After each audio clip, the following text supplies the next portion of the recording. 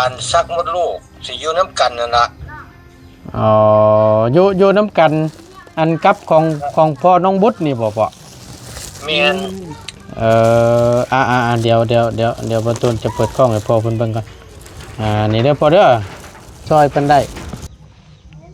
กะซอยได้อยู่แต่ต้องใช้เวลาโดนสำหรับคนเป็นโรคไตเพราะว่าเล่าไตเล่าบวมเป็นน้ำแล้วก็เผลอๆที่จะเป็นน้องแล้วลักษณะหน้าตาเล่าบวมแล้วนะครับพ่อครับเอาถือว่าได้ครบเนาะตัวนี้ก็แม่นคิมินแต่ตัวนี้เบิ่งนี่แม่นบ่คิมินเนาะ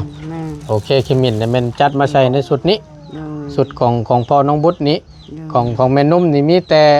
หวานจากมดลูกขัวใหญ่หั่นมีแต่ว่าจัดแจงเบิ่งครับพ่อเอาจังใดก็ขอบคุญขอบคุณทั้งพ่อหลายๆเด้อครับเด้อครับผมครับเอาแม่นุ่มเป็นตัวแทนขอบคุญขอบคุณพ่อแล้วในเอาขอบคุณหลายๆพอเด้ออยู่ดีไม่แห้งให้ลำให้รวยยังเจ็บอย่าได้ความใครจะมีให้ตลอดปลอดภัยช้า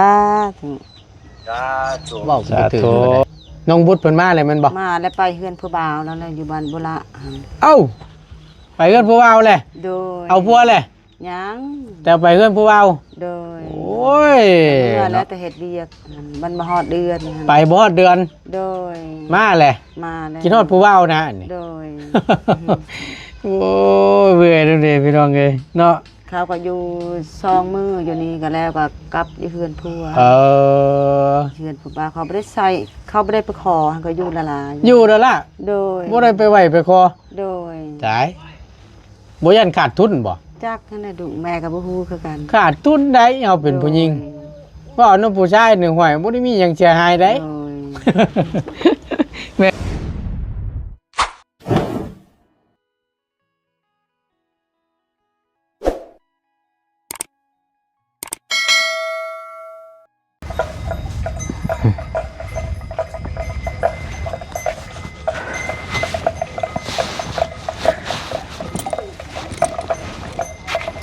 พี่น้องเลย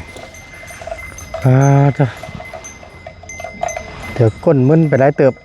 เนาะเผื่อสิมาฮอดจุดนี้ขนาดนี้ก็เป็นเวลาพี่น้องเลยถือว่าสมมาพระควรเติบแหละเนาะ2 โมงปลายพี่น้องเนาะเกือบบ่าย 2 โมงครึ่งพอดีทางบ่ตูนเดินทางก็ขึ้นมาพี่ละพี่น้องเลยทางแบกเข้าบ้านน้องหัวพอดีว่าจะเดินทางเข้าไปทั้งในพุ่นแหละเนาะกับพอดีจอดพักรถน้ำแน่อยู่โฮมต้นขี้เล็กนี้เนาะค่อนข้างจะเมื่อยในนิดนึงพี่น้องเลยพอต้นก็ได้เพื่อจิมาฮอดป้านั่งก้นมึนไปได้เติบเนาะก่อนอื่นพี่น้องเลยกราบสบายดีและสวัสดีเด้อพี่น้องสบายดีกันเบิดสู่ขู่สู่คนพบเจอกันเนาะในคลิปนี้ก็เดี๋ยวเข้าไปรุ่นเบิ้งเนาะเดี๋ยวพอต้นว่าจะเขาไปเปิดอยู่เพื่อนแม่น้องหัวหรือว่าเพื่อนน้องหัวเพิ่นหันและสิถามทั้งแม่นุ่มเพิ่นว่าตามที่ไล่ซื้อที่ทั้งพ่อกับแม่เพิ่นชงมาให้นี่แม่นเฮือนเพิ่นอยู่ไสแหละก็บ่ตูนจะรบกวนทั้งแม่น้องหัวนี่ให้ไปถามเบิ่งให้เพราะว่าทั้งบ่ตูนก็ยังบ่เคยเข้าไปจักเทื่ออยู่ไสเจไรเฮือนเพิ่นก็ยังบ่ฮู้เนาะเพียงเนาะเดี๋ยวเข้าไปเบิ่งไปชมกันบ่ฮู้ว่าแม่น้องหัวนี่สิอยู่เฮือนบ่หรือว่าจังใดอันนี้อีกปัญหาหนึงได้พี่น้องเอ้ยถ้าบ่ฮู้ถ้าบ่อยู่นี่ก็สิได้เหี่ยวซื่อๆมื้อนี้เนาะเอาจังใดเดี๋ยวก็ไปรุ่นไปชมเบิ่งนํกันต่างเยี่ยมยามทำข้าวทางแม่นุ่มเพิ่นอีกรอบนึงเนาะพี่น้องเนาะเดี๋ยวไปเบิ่งไปชมนํกันเดี๋ยวทางบ่ตุนจะพาเข้าไปเบิ่งไปชมนํกันขอโทษขออภัยหลายๆใส่หมวกกันน็อกบ่ตุนกับเมื่อยปดเนาะปดออกปดเข่าหน้าลำกำเครียดไปเจออยู่บ่เด้บ้านนี่พี่น้องเลยมันเป็นก็ยันเป็นช่วงแรงพอแล้วช่วงแรงก็เป็นมื้อใหม่พี่น้องป้าตารางเพิ่นทันทีแหละก็เปื้อนเลยไปนี่ก็ได้เฮาก็ได้ปึ๊บมาช่วงฮอด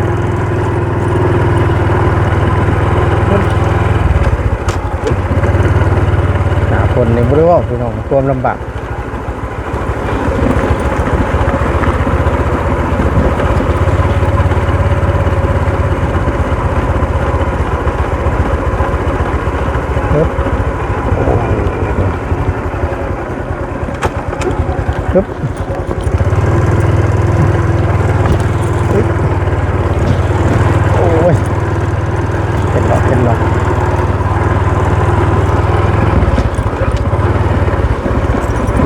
ดีพี่น้องเลยถ้าเราอยู่ยังใครอยู่พอได้ให้เราไปตามให้แต่ละครอบครัวนะ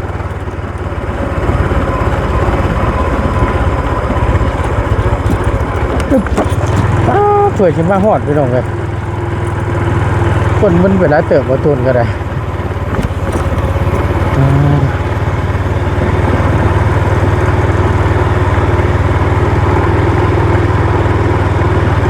เช่าห่มมาแถวทาง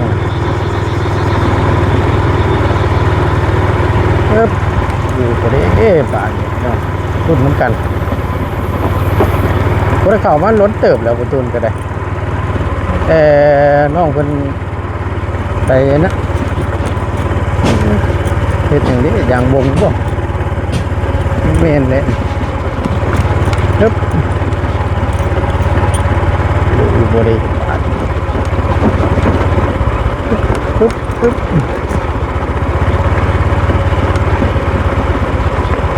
เฮ้ยโอ้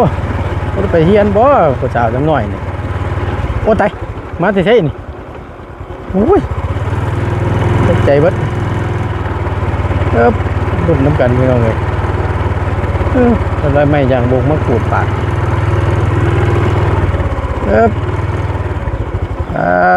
โถเบิ่งเด้อพี่น้องเลยใช้แมนบนน้องชายเราบนนี่เอารถเข่าในละบันนี่ไล่บ้าม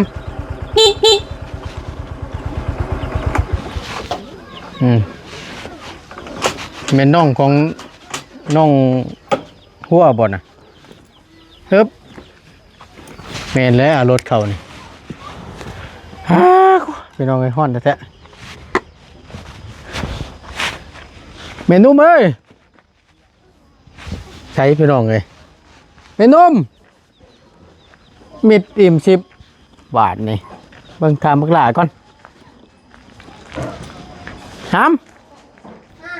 แม่เจ้าไปใส่ฮะโยงเฮียนเพิ่นเฮ็ดหยังนั่นล่ะฮะเป็นเฮ็ดหยังไปตามให้ระเบ้าได้บ่โอเคเดี๋ยวระเบ้าถ่ายอยู่เฮือนแล้วโดยตัวบ่ได้มาล้นเติบพี่น้องเอ้ยเดี๋ยวทางบ่ตูนจะถ่าทางแม่นุ่มเพิ่นมาก่อนเดี๋ยวสิได้เปิดขอความเสียงทั้งแม่เพิ่นส่งมาแล้วก็ว่าซื้อไปใดเดี๋ยวให้เพิ่นพังน้ำกันพอบ่ตูนบ่ฮู้ดีพี่น้องเอ้ยเนาะถ่าแป๊บนึงมาแล้วบาทนี้พี่น้องหน้าเร่งหุ่นมาแล้วบาทนี้มันฮ้อนพุ่นเนาะสบายดีมาแต่ไสนั่นมาตะขูดยางบงโดยเฮือนหลังนั้นบ่โดยเฮาขี่รถผ่านมาก็นี่เห็นอยู่นึกว่าเจ้าบ่ได้ไปพุ่นได้โดยก็ได้แวะแล้วจะสักให้ก็เฮ็ดเวียกอย่างนั้นแล้วโดยย่างนั่นแหละลานไปบอกพอดีแวะเข้ามาโดยเป็นจังไดอยู่ดีมีแห้งอยู่หรอป่ะโอ้ยลูกบ่ได้ฟ้อล้นเติบแล้วพี่น้องตั้งแต่ลูกสาวเราไปเฮ็ดเวียกเฮ็ดงานเนาะ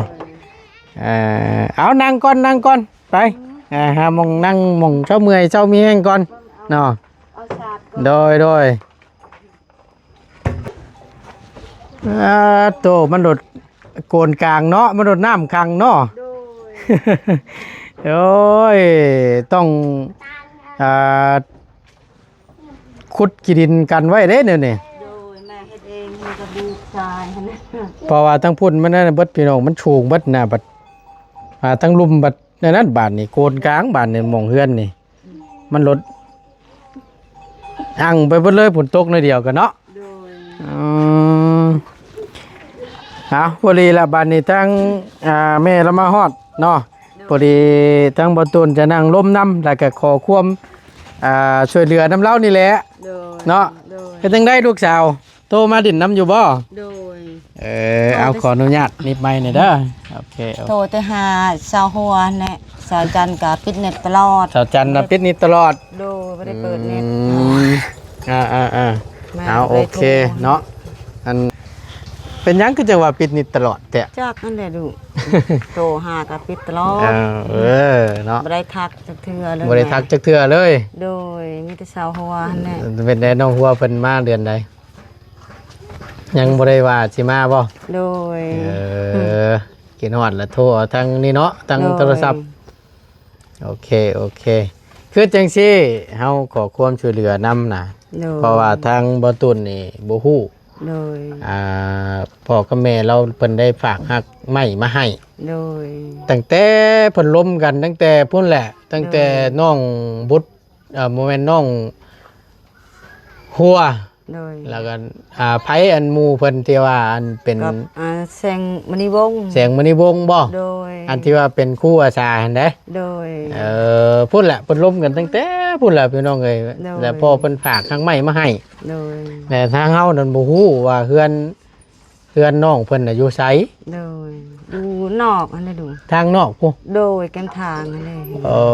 เขาทางอันนี้ น้องเพิ่นอยู่บ่เดี๋ยวนี้นะ ไปเห็นเบียกแล้ว เพจเวียกเลย โดย เป็น เห็น ได้ ชาวหัวไปกับอยู่ผู้เดียวก็ไปอืม เฮ็ดได้ดีเส้นบานนี่นี่มันมีรายชื่ออยู่ โดย เดี๋ยวจะเปิดให้เจ้าฟังเสียงเด้อ โดย เพราะว่ามันมีอยู่พี่น้องเอ้ยเดี๋ยวเบิ่งมาตูนใจฟังเจ้าฟังเด้อ โดย แล้วต้องค่อยบอกเฮา แม่นของเบาตุนทั้งกองน้อยกองใหญ่นั่นแหละแต่ว่ากองน้อยนั่นยกไข่เบาไล่ไปรักษาพ่อลูกที่ตาฟางแต่กองใหญ่นั่นของเบาตุนที่ไปบ้านผุนละบ้านหมู่น้องบุตรผุนละมันมีของน้องใหญ่น้องบุตรแม่น้องมณีวงศ์แล้วก็แม่น้องหัวแล้วก็ของน้องดอกแค่มี4คนที่แม่ โด ส่งไป ย กองนั้นมันมี6 เอ้ย กว่า เป็นชื่อของเบาตุนแล้วเอากองใหญ่ไปพุ่นแล้วกอง เฮาสิฟัง ไปบ้าน ฟังเด้อ บ้านผุนละบ้านหมู่น้องบุตรผุนละมันมีของน้องใหญ่น้องบุตรแม่ เอื้อยน้องบุตร โดยบุตรนั่นแหละสาวบุตรนั่นแหละ ของน้องบุตรบ่ โดยพ่อมันเด้ เอ อันนี้ก็เมื่อแล้วไปเฮ็ดเวียกหันบ่ฮอดเดือนหนึง มาเลย มาแล้ว ครูละคนหนึงพี่น้องเอ้ยมันคือน้องบุตรนี่เนาะ โดยพ่อน้องบุตร เบิ่งเฮาสิฟังใหม่ กับดอกแคอยู่บ้านกระดักนั่นนะ ดอกแค่นี่เขาพอฮู้อยู่ โดย โอเค พอน้องบุตร โดย น้องมณีวงศ์แล้ว เนาะ ก็แม่น้องหัวแล้วก็ของน้อง ของเจ้าน้ำได้เนาะ โดย โอเคสันมีแต่ว่า มีลิบิวงอยู่นอกอันนี้ แม่ของน้องมันนี่วงนี่มันทางออกพุทธ โดย โอเคสันเอาพอฮู้ละบาทนี่ อืม เนาะโอเคมีแต่ว่าเฮาฮู้ละบาทนี่ โดย หนึ่งพอน้องบุตร โดย สองในแม่นของเจ้าน้ โดย ำสามในแม่นของแม่ของแม่น้องหยัง ลิ มัน บิ สิ วงอันนี้ น้องมันนี่วงเนาะ โดย คนที่สี่เป็นน้องดอกแค่ โดย พอตูนพอ บ้านกระดับอันนั้น โดยพอฮู้อยู่ตัว ฮะ น้องดอกแค่โอเคมีแต่ว่าเบิ่งเดี๋ยว บ่ตูนจะอันนี้ ช่วยกับฮอนจู Yep. ตัวกลอกเอาตัวเรื่องให้ตัว หมดก่อนบ่าย ไอ้บาร์อะไรไอ้บาร์แล้วมันก็กี้จิปากี้อะไรเอาไว้ให้ ปึ๊บ บ่ฮะก่อนเด้อละดังอันนั้นกี้น่ะ มีแต่ว่าบ่ตูนสิหาเรานี่แหละพี่น้อง สิกเช้าสิกเช้า ใครอยู่ยังมีของเรานำนี่ มันยิงเลยเอาไว้ให้เดินกับป้าเดินรอตะกี้ อย่างนี้บัดนี่ไม่นะคอแล้วซับ เอาครีนดาวล่ะ อึ๊บ พอจูเชียตัวไอ้ดาวไอ้ตัวหยัดมันนั่นจ้ะ เด้อมาให้บักหล่าเพิ่นเอามีดลงมาได้แม่เดี๋ยวจีอันแกะเบิ่งน้ำกันนี่ โดย เพราะว่าเครื่องมาฮอดบ่ตูนก็บ่ได้แกะบ่ได้หยังเด้ โดย มาแบบไรบ่ตูนเอามาแบบนั้น โดย เกือบถึงครัวบ่ตูนมันหยังคือมีดมันโลลงนี่นี่แม่ ลูกนอนบ้าน เอา นั้น โอ้ยพี่น้องเอ้ยเกือบถึงครัวบ่ตูนผ้าหย่อนลงมา ป้าก่อนไปช่วยโอ้ไอ้ที่บาร์ชัยไปช่วยเดี๋ยว เดี๋ยวเรามีดมาก่อน ไปใจจึก มาบาดนี่พี่น้องเอ้ยเฮารบกวนแน่เอามีดกรีดกล้องอันนี้ให้เฮาแน่เปิดเบิ่งข้างในนํกัน โดย ว่ามีของไผนำแกะเฮาหาได้เด้อโอเคมีดนะปาดรถเอามีดปาดรถนั่นแหละปาดเลยบ่ต้องย่านปาดรถ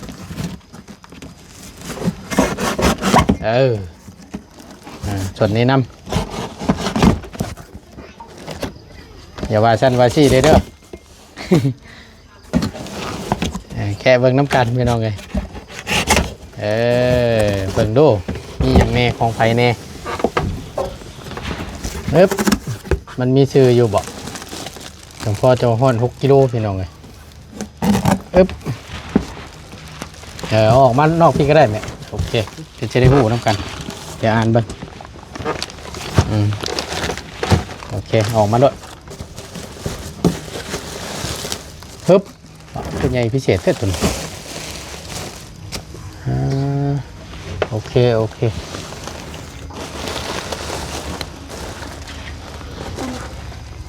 น้องบุ๊ดโอเคคือซีเมนต์ช็อปนี้đa hơn kia nhà mẹช่วยnó kèn chủ หอยมวนแตกหอกแล้วบ่นี่ชื่อยังนี่น้องหลอกแค่โอเครู้เรื่องตัวนี้เดี๋ยวเขาแยกไว้ต่างหาก rồi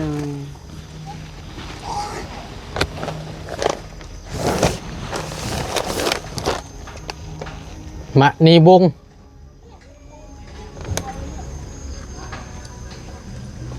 มะนีบง ơi มะนีบงนี่แม่นแม่น้องนั่นบ่ rồi บ bao bữa đó hả Bớt là bao này? đó cái nho này chủ เบิดแล้วแม่นบ่แม่ rồi เบิดแล้วเนาะ rồi một là 3 เจ้าใช่เราคือว่า4 เจ้าซะ dân chụp bào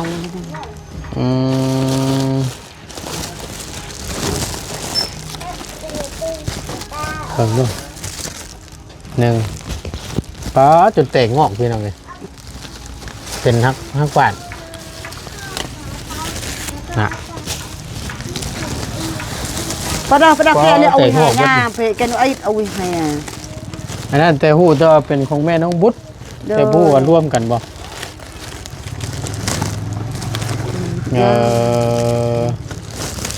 เบิ่งเด้อเฮาโทรถามเบิ่งก็ได้เด้อ rồi เดี๋ยวเฮาโทรถามเบิ่งก่อนมีแต่ว่าเอาเก็บไว้ขึ้นก็ได้ rồi เอาไว้ก่อนบะตุนสีนั่นโอ้บ่ได้ตั้งกล้องบะตุนก็ได้พี่น้องเอ้ยเพราะว่าขากล้องหักแล้วบ่ได้นั่นทำไมครับเบิ่งเด้อโทรหาทางอันนั้นก่อนอันนี้เป็นเฟซพ่อแล้วเด้อพี่น้องเด้อนี่ถ้า FC ท่านใดอยากติดต่อโดยตรงเนาะ rồi ครับพ่อสวัสดีครับผม ครับผม ครับสวัสดีครับพ่อ ครับ ว่างบ่น้อพ่อ ว่างอยู่ ครับผม แป๊บนึง ครับผมพอดีทางบ่ตุนเห็นทางแม่เราฝากขอความเสียงไว้มีอยู่2 เจ้า 3 เจ้านี่แหละแล้วมาเปิดเบิ่งเห็นอยู่แต่ของแม่น้องมณีวงศ์กับพ่อน้องบุตรและน้องหลอกแค่พี่น้อง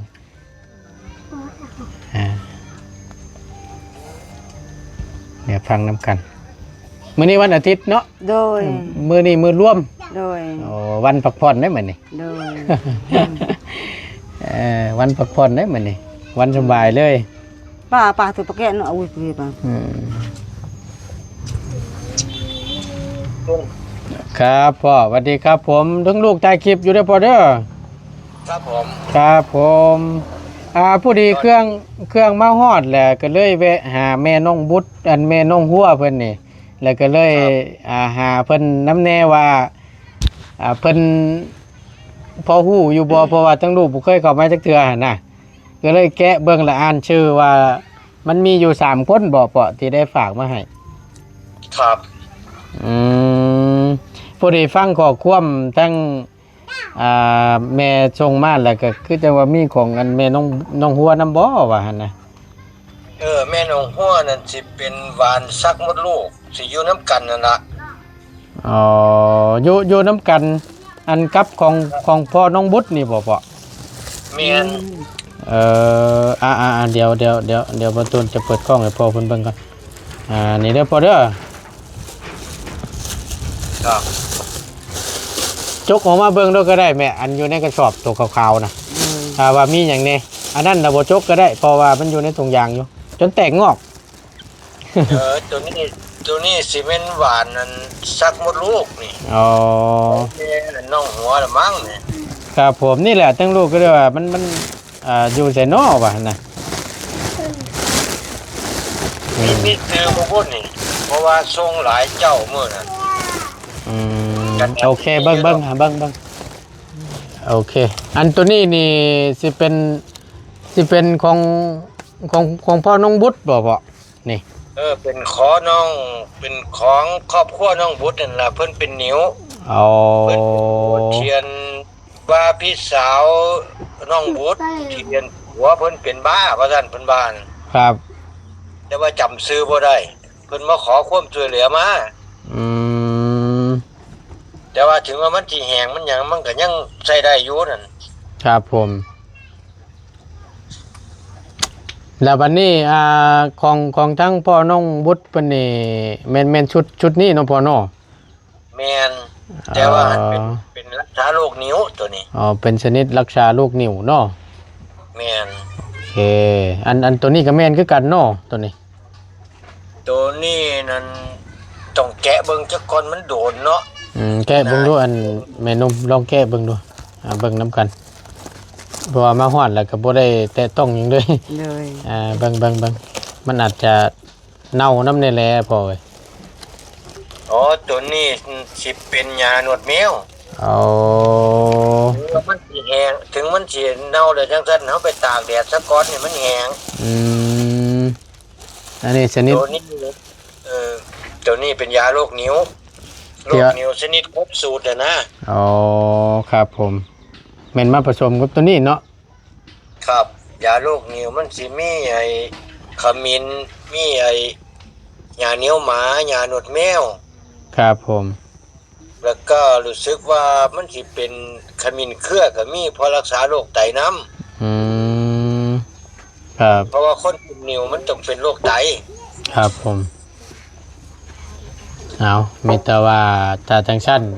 ห่อไว้เฮาคือเก่าก็ได้แม่นุ่มไปขอบใจหลายๆเดี๋ยวไปเพิ่นตากแห้งไว้เด้อตากให้มันแห้งแล้วจังค่อยเอามาต้มส่วนผสมมันนี่พันไว้เฮาคือเก่าก็ได้ตัวนี้นี่สิเป็นของแม่น้องวัวเนาะพ่อเนาะ ตัวหัวใหญ่ๆนั่นสิเม่นหวานอันซักมดลูก อ๋อ น้องแม่มันเป็นหวานซักมดลูก แม่นบ่แม่ แล้ว โดย ไปโม่ไปขอน้ำเพิ่นจนหมดก็เลยส่งไปเทียน บ่ โดยแม่น หมู่ว่าขอเอา โดย โอ้ยยังบ่ทันได้ออกแม่แพ้ลูกก็เบิดแหละ โดย หมด มันจะออกใบแล้วก็หมดแม่เอา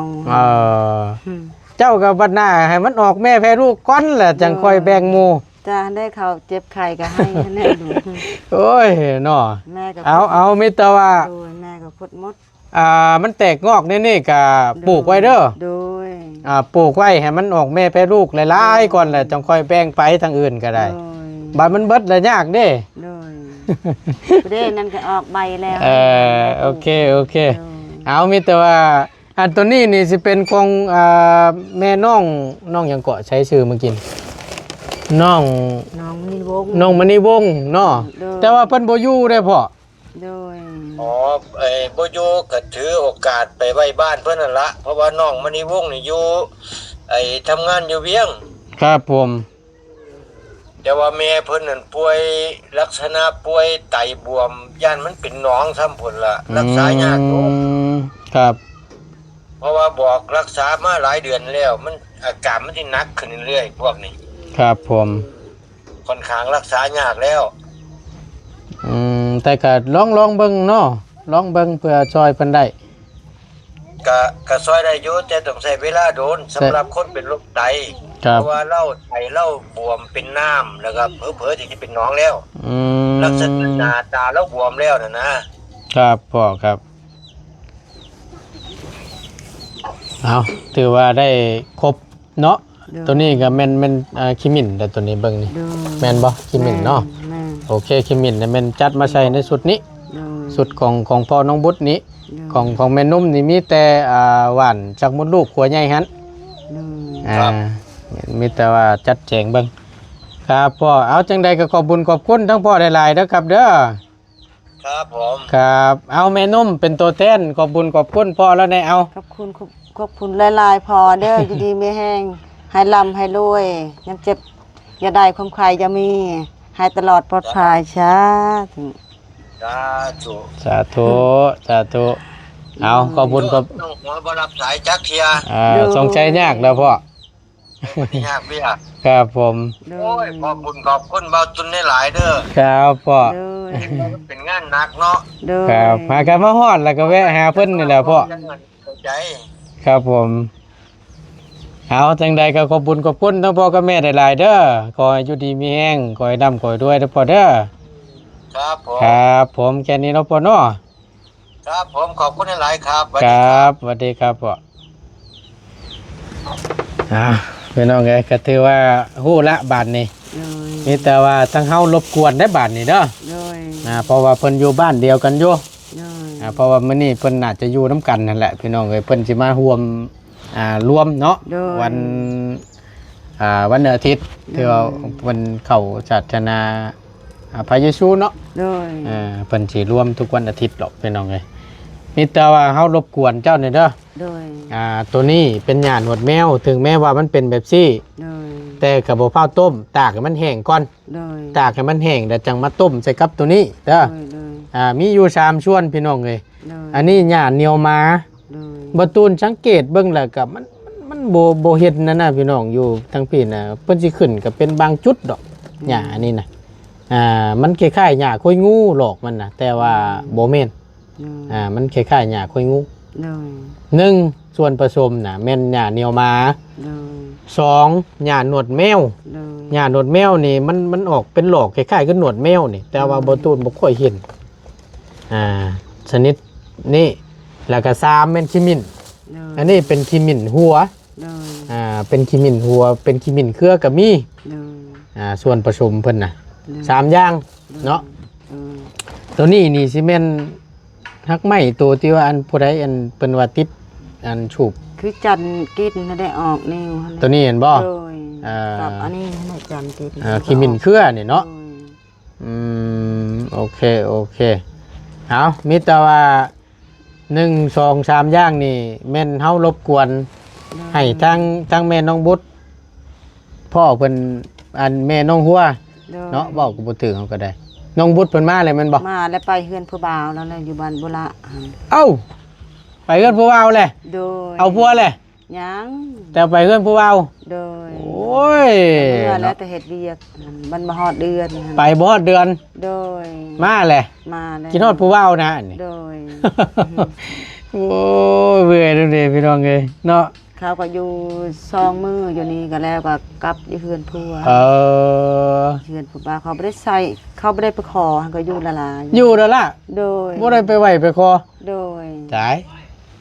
บ่ยันขาดทุนบ่ จักนั่นน่ะดุแม่ก็บ่ฮู้คือกัน ขาดทุนได้เฮาเป็นผู้หญิงว่าเอาน้องผู้ชายหนึ่งหอยบ่ได้มีหยังเสียหายได้ โดย แม่นว่าถือว่า แม่ เนาะเอาโอเคเด้อจันแม่เด้อ โดย มีแต่ว่าเฮารบกวนบัดอันนี้ได้ซะมันเจ้าสิอันนั้นนี่เฮาได้อยู่บ่นี่แม่น้องมณีวงศ์นี่ เจ้าสิพอให้เพิ่น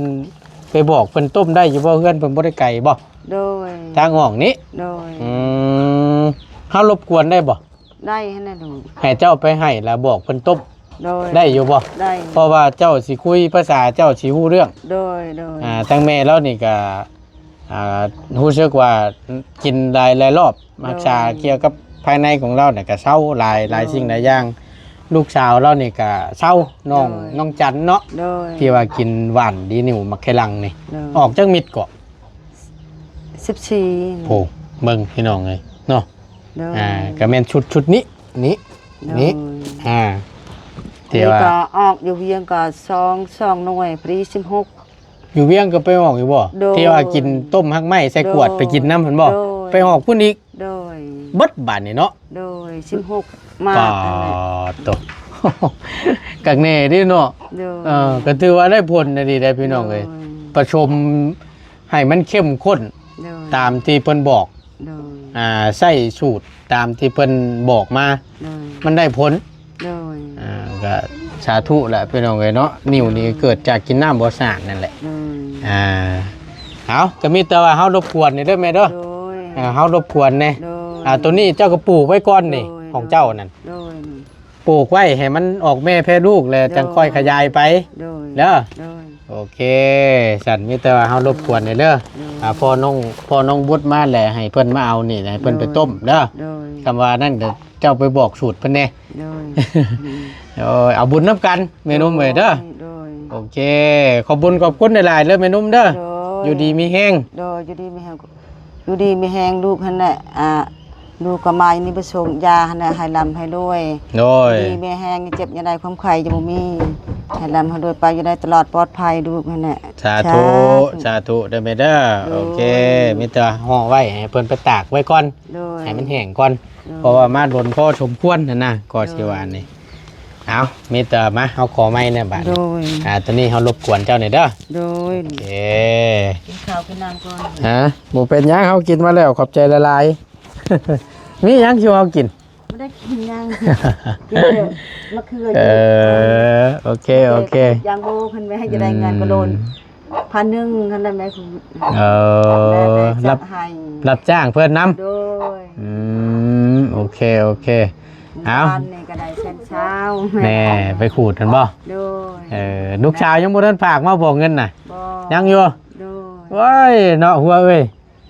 ซื้อข้าวกะโลหั่นน่ะแม่เฮ็ดเวียก เจอข้าวโล โดย เบิดแล้วบ่ข้าวกินน่ะ หมดแล้ว ตายไปน้องเนาะ ข้าวกระปุกหั่นก็ซักหั่นแหละเอาไว้ข้าวปุก โอเคโอเคสันเนาะ ข้าวกะโลหั่นแหละสองคนกิน เออ ส่วนให้ก็หมดแล้วแม่ชัก ได้ติดต่อโทร เอาแห้งเข้าหั่นแหละ โทรหาลูกชาวเนี่ยบอกว่าเขากินบ่ได้เด้อลูกหลานวันนี้นี่ บ่ได้ว่าได้ออกแล้วว่าเงินเดือนเจ้านั้นวันนี้นี่ ตั้งแต่ช่วงแห้งเข้าหั่นแหละ โอเคฉันอยู่ดีมีแห้งเนาะ โดย บ่ตวนลำลาล่ะพี่น้องเอ้ยขอบคุณหลายๆเด้อพี่น้องเด้อโดยไปเจอกันคลิปหน้าพี่น้องฮอดจอดเติงเนาะขอบคุณหลายๆสำบายดีเด้อ